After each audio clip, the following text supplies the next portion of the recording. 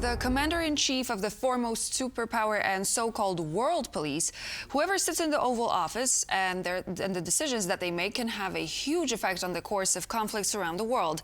This includes the Middle East, with an escalating conflict that could engulf other countries in the region. Who will sit in the White House will alter the course of the conflict. Joining me now is Ely Karmon, senior research scholar at the International Institute for Counter-Terrorism.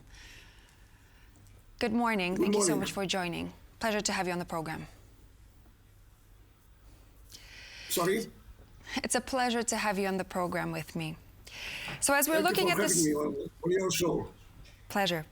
So as we're looking at the situation, we're looking at two different candidates. We know that the situation is incredibly dynamic. The votes are starting to become more apparent. But who was a better person? Who had a better agenda to solve the conflict that goes on in the Middle East, do you think?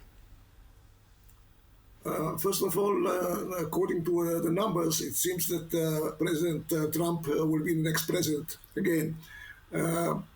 There are differences of opinion in Israel about the two candidates, Donald Trump and Kamala Harris.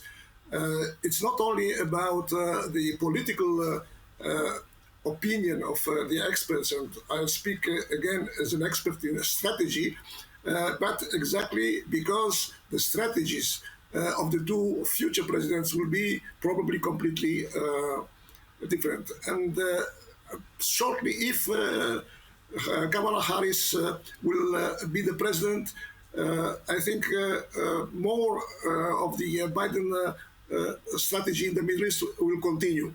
But let's speak about President Trump, because he has more chances, and because also he is much more, I would say, it's known only for his first period of presidency.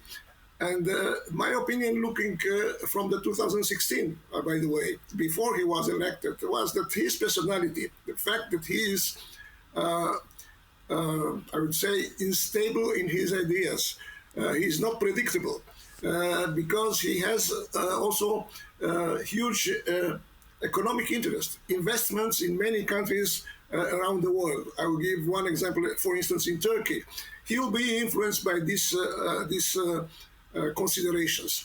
If we look to Israel, during the Trump presidency, he had very good relationship with the Netanyahu government, and also he made several steps that were considered to be favorable and also important for Israel. For instance, recognizing that Jerusalem is the capital of Israel and moving the embassy from Tel Aviv to Jerusalem, recognizing that the Golan Heights are part of the territory of Israel and not of Syria, and also being behind much of the negotiations for the Abraham Accords, which was a huge success for Israel and also for the region. Not that he was the only one, but he was very much involved and supported it. The main problem that Israel had to, or experts had to, with the strategy of Trump was in the nuclear issue, because he canceled the American participation in the JCPOA, the deal that President Obama signed with Iran in 2015, and in this way he practically permitted Iran to go further in enriching uranium, and also moving the date, if you want, of the agreement from 22-23 to 2030, because Iran had to respect all the conditions of enrichment and also of not developing a military nuclear war device until 2030.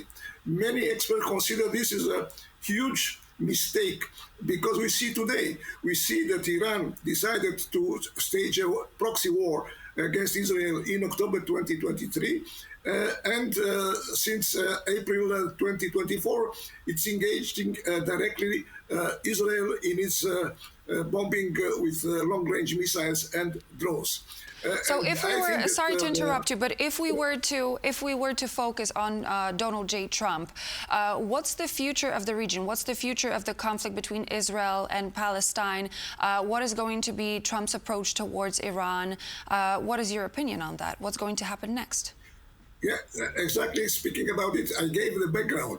Now, the only thing that Trump did seriously against Iran was the killing of General Qasem Soleimani, which was the architect of the regional strategy of Iran, of using all these proxies, Hezbollah, the Houthis, the Iraqi and Syrian militias, and so on.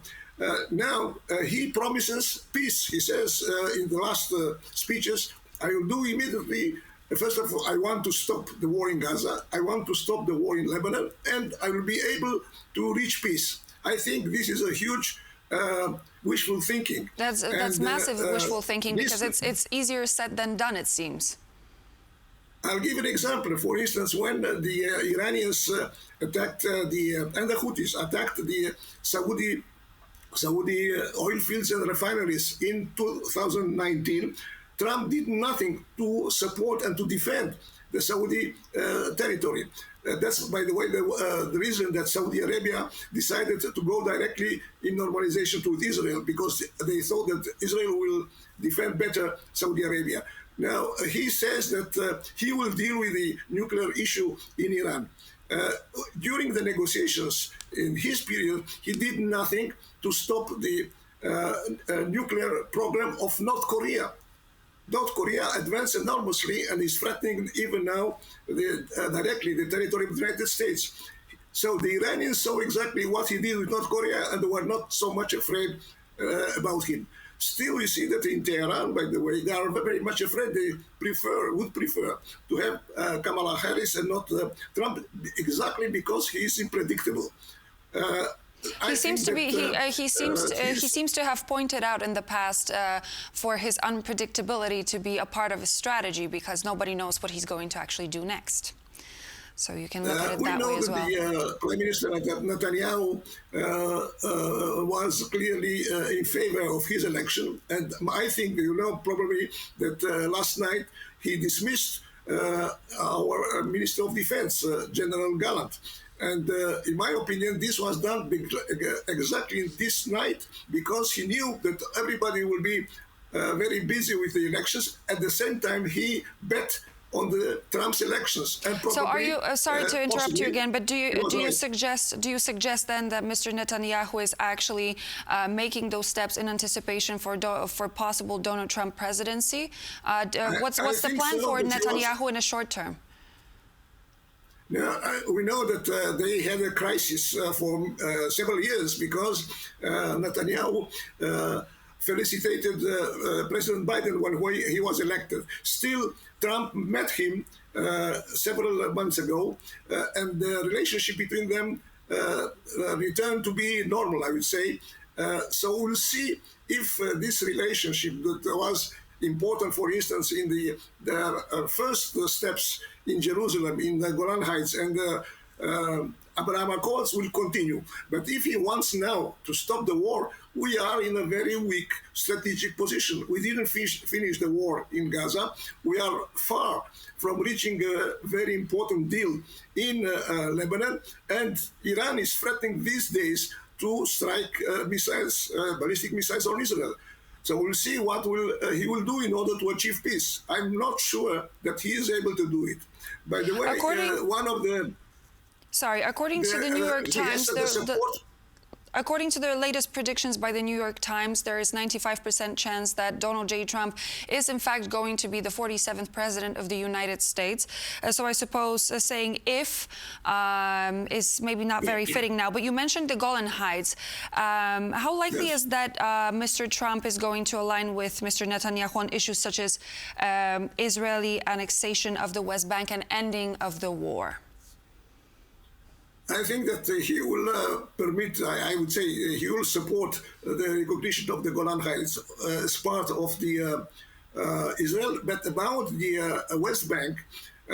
When he signed with Netanyahu the Abraham Accords, the Netanyahu government wanted immediately to take control of parts of the Palestinian Authority.